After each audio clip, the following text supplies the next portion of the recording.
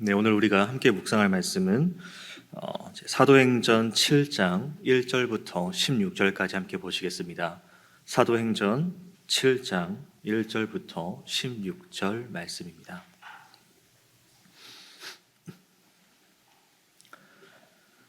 다 찾으신 줄 알고 한 절씩 교독하겠습니다. 대제사장이 이르되 이것이 사실이냐? 스데반이 이르되 여러분 부형들이여 들으소서. 우리 조상 아브라함이 하란에 있기 전 메소포타미아에 있을 때에 영광의 하나님이 그에게 보여 이르시되 내 고향과 친척을 떠나 내가 내게 보일 땅으로 가라 하시니 아브라함이 갈대아 사람의 땅을 떠나 하란에 거하다가 그의 아버지가 죽음에 하나님이 거기서 너희 지하는 집으로 옮기셨느니라. 그러나 여기서 발 붙일 만한 땅도 유업으로 주지 아니하시고 다만 이 땅을 아직 자식도 없는 그와 그의 후손에게 소유로 주신다고 약속하셨으며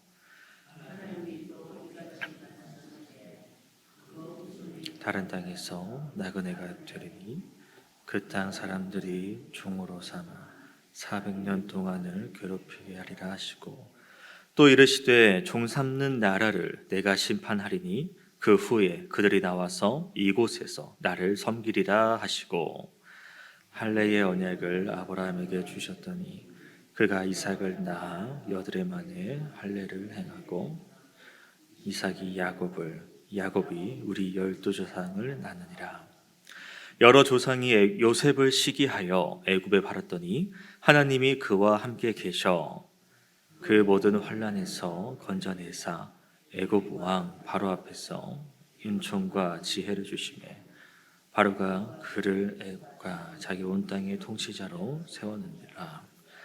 그때에 애굽과 가나안 온 땅에 흉년이 들어 큰 환난이 있을새 우리 조상들이 양식이 없는지라. 야곱이 애굽에 곡식이 있다는 말을 듣고 먼저 우리 조상들을 보내고 또 재차 보냄에 요셉이 자기 형제들에게 알려지게 되고 또 요셉의 친족이 바로에게 드러나게 되니라. 온 친족 75을 청하였더니 야곱이 애굽으로 데려가 자기와 우리 조상들이 거기서 죽고 세겜으로 옮겨져 아브라함이 세겜 하몰의 자손에게서 은으로 값주고 산 무덤에 장사되니라. 아멘. 네, 이제 오늘부터 이제 월화수 사흘 동안 이제 7장 이제 스데반의 설교에 대해서 우리가 함께 묵상을 하게 되는데요. 지금 1절부터 나오는 게 대제사장이 이르되라고 말하는데 이제 각자 묵상하셨던 6장 말씀을 우리가 먼저 좀 떠올려 봐야 될 것 같습니다. 이제 스데반이 6장에서 이제 7 집사 중에 한 명으로 교회에 이제 안수를 받아 집사로서 교회 관리와 그리고 또 온갖 기적과 행적을 한 것을 6장에서 기록하고 있습니다. 그리고 그 모습들이 또 부각이 되니까 이게 사도들, 그러니까 베드로와 요한의 사건처럼 이들이 그 공의회 의원들이 또 이제 경계를 하기 시작하는 거죠. 그래서 어떻게든 저 스데반을 흠집 잡을 것을 찾아라. 그래서 거짓 증인들을 만들어서 스데반이 이제 성전 거룩한 곳과 이것에 대해서 험담을 했다, 나쁜 이야기를 했다라고 이제 거짓말을 지어냅니다. 그래서 그를 강제로 끌어왔고요. 그리고 이제 재판장 앞에 서 있는 그 스데반에게 이제 1절에 대제사장이 질문을 던지는 것이죠. 네가 이렇게 성전에 대해서 거짓 증언, 잘못된 험담을 한 것이 사실이냐?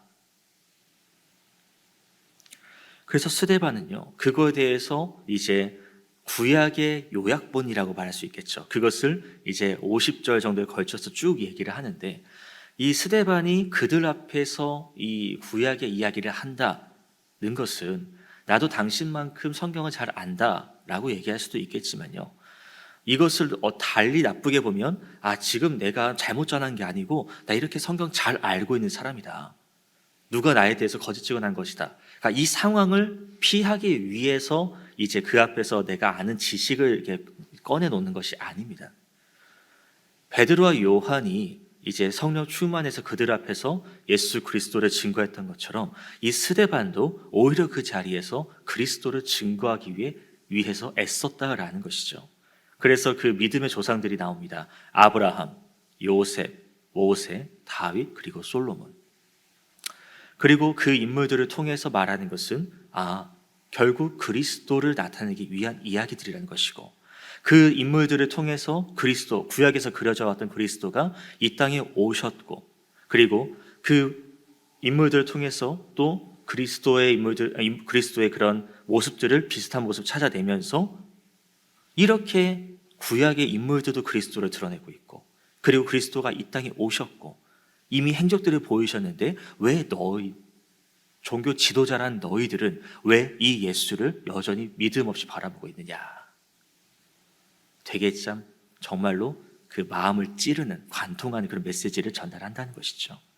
그래서 우리가 이제 나중에 보겠지만 잠깐 내려가셔서 52절 말씀을 먼저 보시면 이런 말을 합니다. 너희 조상들은 선지자 중에 누구를 핍박치 아니하였느냐? 의인이 오시리라 예고하는 자들을 저희가 죽였고, 그리고 이제 너희는 그 의인을 잡아준 자요 살인한 자가 되나니. 종교 지도자들을 대놓고 지적하는 장면이죠. 그러니까 이렇게 말하는 것을 보면 앞서 얘기했던 스데반은 집사입니다. 그러니까 어떤 사도, 그 예수님의 제자나 사도라고 말하는 그들처럼 예수님과 동행하면서 어떤 말씀을 직접 가르침을 받고 경험하고 체험한 것이 아니라 그냥, 물론 이게 제자들, 그 무리들, 제자들 가운데지만 그냥 평신도라는 것이에요. 근데 평신도인데 이제 사람들의 추천받고 해서 이제 집사가 된 그 위치 좀 이렇게 직분으로 따지면 조금 이제 평신도에서 올라간 것이죠. 그런데 이 집사가 하는 말을 가만히 보시면 이미 구약을 다 꿰뚫고 있다는 얘기예요. 어떤 스데반이 어디 지금 요즘으로 얘기하면 어떤 신학 공부를 했다, 어디 신학교를 가서 공부했다라는 내용은 없습니다.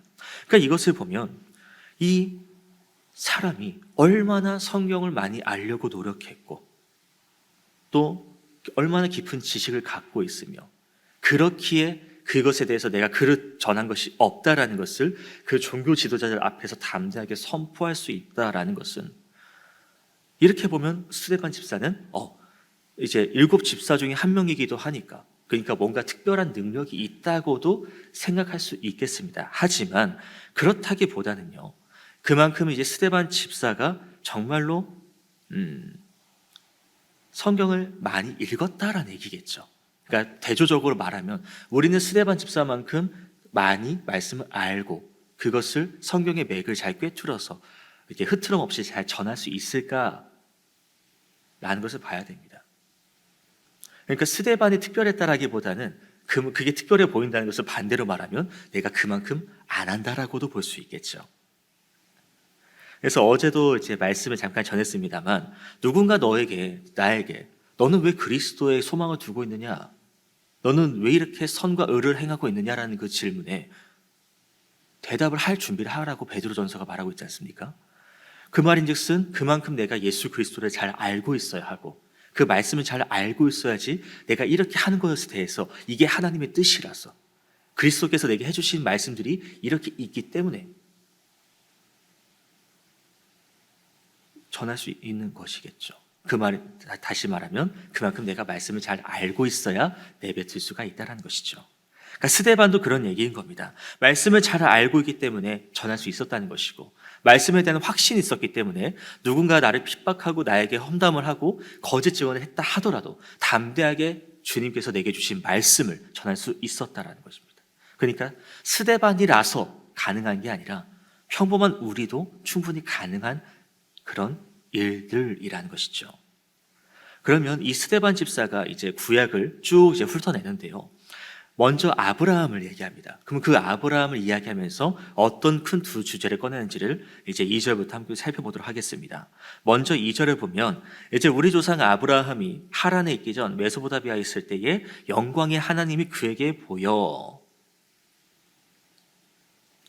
하나님은 지금 이때 어떤 성전이 지어진 것도 아니고요. 잠깐 6장 얘기 좀 더 꺼내자면 이 스데반이 잡혀온 거짓 증거가 뭐였냐면 거룩한 곳, 성전에 대한 험담을 했다라는 것입니다. 그런데 그 유대인들이 그 거룩한 성전을 계속 보호하고 이제 그런 험담을 싫어한다고 하는 것은 무엇이냐면 그 성전은 일단 하나님이 머무시는 장소로 여겨졌기 때문입니다. 하나님이 거하시는 그 장소를 이제 일개 사람이 험담을 한다. 그거는 말이 안 되는 얘기라는 것이죠. 이것을 생각하면서 다시 2절에 보시면은 자, 하나님은 성전에만 머무시는 분이 아니라는 거예요. 다시 봅시다. 메소포타미아 그리고 하란, 애굽, 하나님은 어디든지 등장하시는 분이고 어디든지 당신의 뜻대로 일하시는 분입니다. 그런데 왜 이게 신약 넘어오면서 유대인들 입장에서는 종교 지도자들은 그곳에서만 하나님이 계신다고 여겼을까라는 것이죠. 다시 한번 볼게요. 자, 물론 이제 유대인들 입장에서는 이렇습니다. 그 성전을 이제 또 얼마나 정성 들여서 지었겠습니까? 그래서 이거는 건축적으로 뭔가 예술적으로 뛰어난 것이기에 이것은 어떤 성전은 무너져서는 안 되는 곳이다. 그 얘기 아닙니다. 앞서 얘기했듯이 하나님이 머무시는 장소로 여겨졌기 때문에 하나님이 그 성전에 당신의 이름을 두었기 때문에 그리고 그 성전에서 자기 백성들을 만나주시겠다고 했기 때문에 이 유대인들 입장에서는 성전은 너무나도 중요하고 정말 신성한 거룩한 장소라는 겁니다. 그런데 문제는 여기서만 하나님을 만날 수 있다라고 계속 생각하게 됐다라는 거예요. 그러니까 이 성전에는만 하나님 계시고 그 외에는 하나님이 안 계신다. 성전과 여호와를 동일시해버리는 그런 상황이 돼서 성전이 무너지지 않으면 우리는 하나님이 함께 계시기에 보호를 받는 것이고 성전이 무너지고 망가지면 하나님이 우리를 떠난 것이고 이렇게 보면 문제가 뭐냐?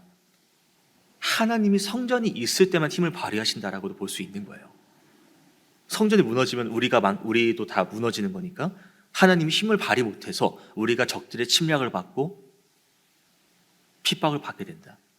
이상하게 이렇게 흐름이 흘러갑니다.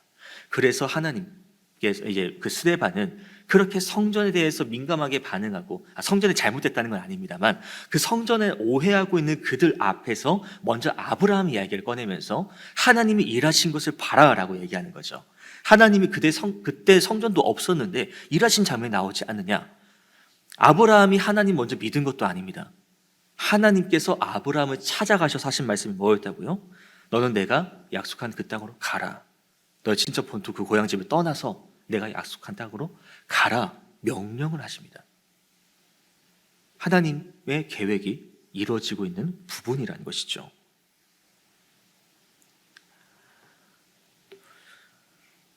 물론 이때 아브라함은 이제 그 가문 자체가 이제 우상을 이제 조각하는 그런 가문이었기 때문에 그 말인즉슨 이제 다른 신을 믿고 있었다라는 것이죠. 근데 거기서 떠나서 이제 하나님께서 당신의 그 이스라엘 백성들을 이제 그 믿음의 조상으로 세우신다는 그 계획, 그리고 그들을 통해서 하나님 나라를 널리 알리려고 하는 그 계획이 이제 아브라함부터 이제 시작이 되는데요. 아브라함의 이 모습을 다시 한번 보시면은 일단 아브라함도 참 대단합니다. 물론 하나님께서 약속하신 부분이 있어서지만은 자기 친척, 자기 가문, 자기 모든 인맥들을 두고 떠나다는 것 그 자체가요. 얼마나 쉽지 않은 도전이라는 것은 우리는 너무 잘 알고 있습니다. 하지만 그만큼 아브라함은 먼저 첫 번째 무엇이 있냐면 하나님께서 그 약속하신 것을 확실히 믿었다는 거예요. 내가 너와 그 후손들에게 이 땅을 소유로 주겠다는 그 말씀, 약속한 그 땅에서 지금 아브라함은 아직 자식이 없습니다. 근데 너의 후손이라는 것은 분명히 내게 자식이 생긴다는 것, 그리고 자식이 또 자식을 낳고 그 후손이 이제 번성할 거라는 그 하나님의 약속을 믿었다는 것, 첫 번째. 근데 그 약속이 어떤 보증이 되어 있는 게 아니지 않습니까? 그냥 좀 표현이 이상하지만 말뿐이잖아요, 사실은. 어떤 증거를 남긴 것도 아니고요. 근데 아브라함은 또 그것을 믿고 나아갔다는 것. 그러니까 아브라함을 통해서 스데반은 하나님의 약속과 아브라함의 믿음을 이야기하고 있다는 것입니다. 그러니까 또 6절도 잠깐 보실까요? 분명히 이제 후손에게 그 땅을 주겠다고 말씀하셨는데요. 근데 먼저 그들은 다른 땅에서 나그네로 있으면서 거기에서 400년 동안 종살이하며, 아니 약속의 땅 지금 가나안 땅 지나가고 거기 있는데 거기서 딱 있는 게 아니라 너 일단은 너의 자손이 여기 계속 있는 게 아니라 저기 딴 나라 가가지고 애굽에서 거기서 종살이 하다가 다시 오게 돼. 이거를 또 아브라함은 믿고 나아갔다라는 것이에요. 그래서 우리는 또 7절도 보시면은 이제 그들을 종으로 했던 그 애굽을 심판하시고 이제 그 백성들을 내보내서 출애굽해서 이제 이 땅으로 오게 하신다는 그 약속을 말씀하시는 장면이 나오는데요. 그러니까 이 이야기가 무엇이냐면 아브라함의 담대한 믿음도 맞습니다. 근데 그 앞서서 우리가 봐야 될 장면은 하나님의 주도권이라는 거예요. 하나님의 섭리. 하나님께서 이 성전 안에서 특정 장소에서만 힘쓰고 일하시는 분이 아니라 그 어디든지 간에 어디 장소에든지 간에 하나님은 하나님의 만물의 주인이시니까 어디서든지 능력을 발휘할 수 있는 그 뜻대로 행하실 수 있는 분이라는 겁니다. 그래서 아브라함에게 나타나셔서 말씀하시고 보내시고 약속하시고 그 땅을 심판하시고 또 구하시고 하나님께서 다 하나님 뜻대로 그렇게 인도하셨잖아요. 그리고 아브라함이 이동하는 그 과정들도 그 이제 백성들이 나중에 걸어갈 길도 이제 보여주시는 장면이라는 거고, 그렇게 아브라함을 주도하시는 하나님은 지금 우리의 길도 주도하시는 분, 인도하시는 분이라는 거예요. 하나님께서 왜 이렇게 하시냐? 약속하셨지 않습니까? 8절도 보면 아브라함에게 약속을 주셨기 때문에 내가 이미 너에게 그와 그의 후손에게 복을 주겠다고 약속하셨기 때문에 그것을 어기지 않으려고 하나님은 그 백성들을 종살이에서 구원하시고 인도하시고, 그래서 그것을 할례의 언약으로 보여주시면서 약속을 계속 지키려고 하시는 부분을 우리는 볼 수 있습니다. 그래서 그 약속이 이제 이삭, 야곱 그리고 12족장에게 이제 이어지고 있다는 것을 스데반은 설명을 하고 있고요. 그러니까 이것을 보면 종교 지도자들이 착각하고 있는 것 하나님은 특정 장소가 아니라 자유하신 분이다. 어디든지 계시는 분이다. 어떤 성전 안에서만 가둘 수 있는 분이 아니다. 왜? 이미 너희 그 믿음의 너희 그 조상들, 선진들이 그렇게 하나님의 역사심을 겪어왔으니까. 그러니까 이것을 보면 우리가 먼저 가만히 다시 봐야 될 것은요, 이 종교 지도자들의 모습이라는 겁니다. 얼마나 많이 성경 공부를 해왔겠습니까? 얼마나 많은 말씀을 전했겠습니까? 그럼에도 여전히 하나님 말씀을, 그 뜻을 곡해하고 오해하고 자기 입맛에 맞게 골라 먹었다는 것이 여기서도 드러난다는 것이죠. 물론 이들의 처음 시작은 이러지 않았을 겁니다. 근데 종교 지도자라고 하면서 이제 그 자리, 그 권력, 그리고 이 성전이라고 계속 말씀드리는데요, 이제 사람들이 하나님을 만나기 위해서, 하나님께 고백하기 위해서 성전에 들어오게 되면 또 그 안에서는 성전세라는 걸 거뒀습니다. 그럼 이 사람들이 또 얼마나 많이 오겠습니까? 그러면 그 성전세는 또 얼마나 많이 내어지겠습니까? 그러면 그 성전세는 누가 가져갈까요? 자기들 챙기는 거죠. 그러니까 결국 이들이 바라보는 것은 이 백성들이 하나님을 찾아오기 위해서 찾아오는 그 마음을 이용한 겁니다. 얘들이 이 자리에 와야지, 이 성전을 와야지 돈을 낼 것이고, 그럼 그 돈은 내게 될 거니까 이 성전을 모욕하는 거룩한 곳이라고 말하는 6장에서 말하는 거룩한 그 장소 성전이요, 이들에게는요 그냥 죄송합니다, 돈벌이 장소였다는 겁니다. 그러니까 그 돈벌이 장소를 아무것도 아니라고 말해버리는 이 스데반, 물론 거짓 증언으로 온 거지만 그렇게 말하는 것을 보니까 스데반도 6장이 뭐라 말합니까? 기적을 행한 사람입니다. 그 베드로와 요한처럼 말이죠. 그걸, 그 기적과 이적을 백성들에게 행했으니까 또 이 스데반이 얼마나 백성들에게 또 이제 잘 알려지고 이 사람이 정말 하나님의 능력을 발휘할 수 있는 사람이구나 라고 알려졌지 않겠습니까? 그러면 이 스데반의 발언권은요 어마어마한 무게가 있다는 것이에요.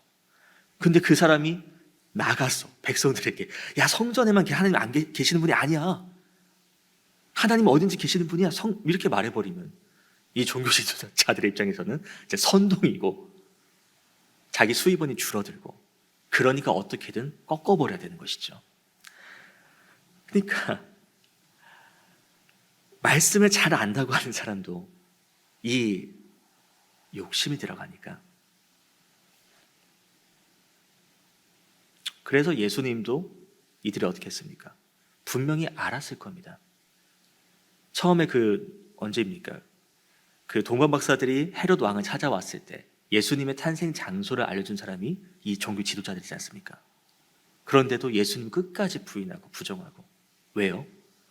정작 이 예수가 하는 걸 보니까 자기들이 생각하는 그 예수의 모습이 아니거든요. 로마를 물리치고 권력자의 자리에 올라가서 이 땅을 단단하게 강하게 부하게 해줄 줄 알았는데 그게 아니라 죽으러 왔다고 말하니까, 완전 자기 뜻과 반대된 것을 말해버리니까 이 예수를 죽였죠. 그러니까 이렇게 보면은 이 스데반의 설교도 이들에게 입장에서는 너무나도 거슬리는 겁니다. 분명히 이 말씀은 너무나도 맞는 말씀이에요. 당연한 말씀입니다. 근데 이들이 이 스데반 얘기 들어보니까 결국에는 나를 공격하는 거거든요. 내가 지금 잘못하고 있다는 지적을 받는 것이거든요. 그러니까 점점 기분이 나빠지기 시작하는 것이죠. 또 9절도 보실까요?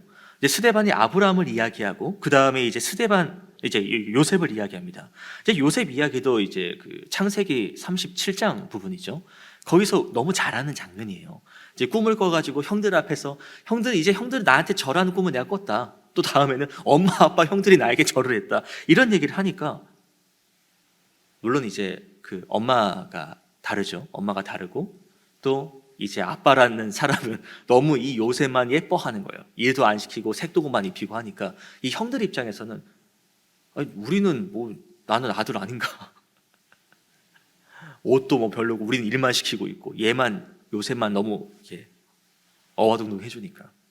그 속에는 이 시기, 질투, 미움이 들어가 있다는 것입니다. 물론 그냥 어린애니까 그냥 어린애가 그냥 아예 뭐 애가 뭔 알겠어 이러고 농담으로 했다고 넘겼을 수도 있겠지만은, 근데 요셉의 그 이야기에 대해서 형들이 불평하는 그런 말씀이 기록되어 있습니다. 그래서 어느 날 이제 요셉이 형들에게 그 도시락을 갖다 주러 간 날에 요셉이 오는 것을 보고 제가 어떻게 죽일까 그 상의하는 말씀이 또 창세기 37장에 있지 않습니까? 그래서 물론 그 이제 형인 첫째 형인 르우벤이 죽이지 말고 그냥 구덩이에 좀 가둬놓자 이렇게 하면서 좀 넘어가려고 했지만, 이미 그 마음에는 이 요셉이 너무나도 아예 떨어져 있는 그런 모습이라는 겁니다. 그래서 이제 길 가는 노예 상인에게 팔아버리고 애굽에 가서 이제 보디발 집에서 일을 하고, 그러다가 아내의 유혹을 뿌리쳤다고 하지만은 감옥에 갇히기도 하고. 근데 요셉의 이야기를 쭉 하면서도 이야기하는 것은, 말할 수 있는 것은 무엇이냐면, 요셉이 그거에 대해서 하나님께 불평하거나 원망했다는 말씀이 없어요. 오히려 하나님께 형통했다라는 말씀만 기록되어 있습니다. 그러니까 이런 것도 보면요, 그 당시 노예로 노예로 팔려간다는 것 자체도 보면 언제 돌아올 수도 있다는 보장이 없어요. 팔려갔다가 죽을 수도 있고 어떤 일이 당할지 모릅니다. 근데도 형들은요 그거를 아예 신경 안 씁니다. 아까도 구덩이에 가뒀다라고 말씀드렸죠. 근데 그 구덩이에 냅두고 형들이 밥을 먹고 있다고 기록합니다. 그럼 요셉이 거의 그 구덩이에 떨어져 있을 때 형들이 그냥 장난치다? 형들 왜 그래? 이랬을까요? 살려달라고 소리쳤겠죠. 처음에는 그냥 왜 그런가 장난이지 이러다가 형들이 가만히 있으니까 살려달라고 어떻게든 올라가려고 발버둥 쳤지 않겠습니까? 근데도 형들은 그 소리에, 그 반응에 아무런 응답을 하지 않습니다. 얼마나 마음이 닫혀 있으면, 얼마나 내 마음에 그 악한 감정이 가득 차 있으면 말이죠. 그러니까 이것은 이제 인간의 타락한 모습이라고도 말할 수 있겠습니다. 근데 다시 돌아와서 요셉은 그런 와중에도 노예로 팔려가고 감옥에 갇힌 그런 것들도 있지만은, 그래도 9절 보시면 하나님이 그와 함께 하신다. 그리고 10절에 그 모든 환난에서 건져내셔서 은총과 지혜를 주시고 통치자로 세우셨다. 물론 환난은 아예 안 주시면 좋겠지만, 근데 그 환난이 있어야 우리가 또 이제 성장할 수 있는 그런 계기가 되기 때문에 하나님께서 그런 이제 시련을 주신 장면이라는 것이고요. 우리가 이해할 수 없는 부분이지만 하나님께서는 또 요셉을 통해서 계획하신 바가 있기 때문에 요셉을 그 땅에 애굽에 보내셨고, 그래서 그 애굽의 보디발, 그리고 이제 그 바로에게까지 올라가서 꿈 해몽을 통해서 총리 자리까지 올라가는 것을 보면 하나님께서 또 이렇게도 일하시는구나. 우리가 볼 때는 전혀 이해할 수 없는 부분입니다. 근데 요셉이 총리가 되고 그 다음에 생긴 것이 흉년이 왔다라는 것이고, 풍년과 흉년이 왔다라는 것이고, 그래서 이제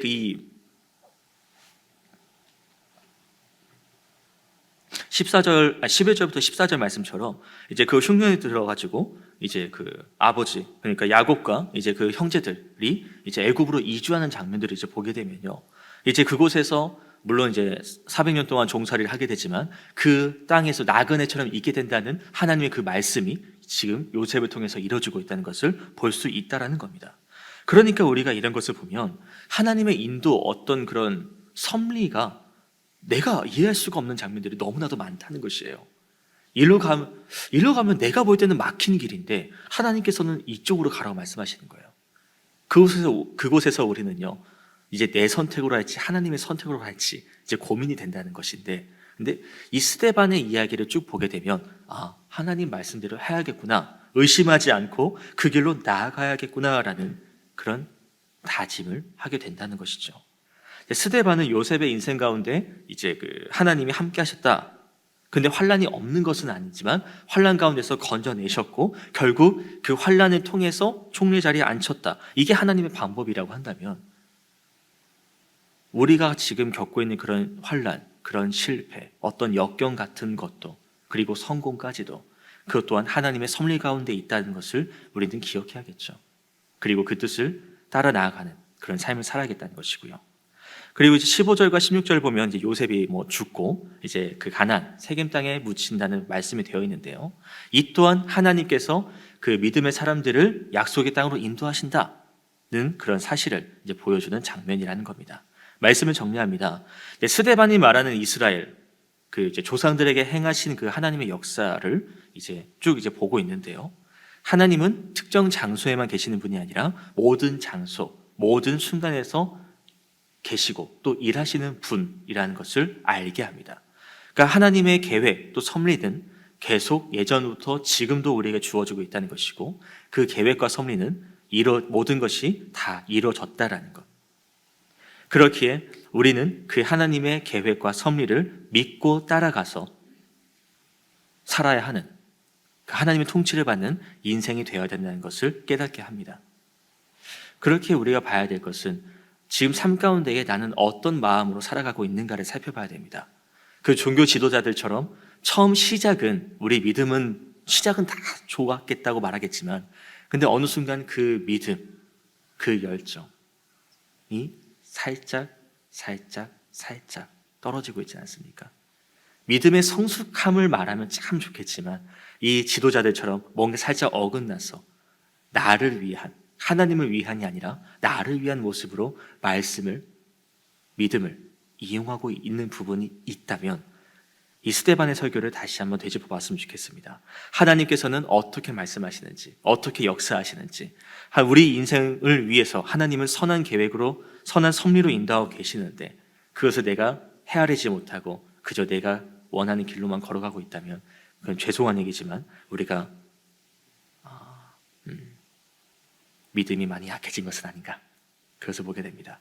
그렇게 우리가 어떤 어려움, 어떤 고난을 마주하더라도 반대로 너무 성공, 높은 자리에 올라갔다 하더라도 우리가 어느 자리에 있든지 간에 놓치지 말아야 할 것은 하나님을 바라보는 그 마음, 하나님을 의지하는 그 믿음입니다. 오늘이나 내일이나 매일매일마다 하나님의 섭리를 잘 살피고 그 뜻대로 살아갈 수 있도록 우리가 그 믿음을 잃지 않도록 주님을 온전히 바라보는 저와 여러분이 되었으면 좋겠습니다. 개인적으로 말씀 묵상하시겠습니다.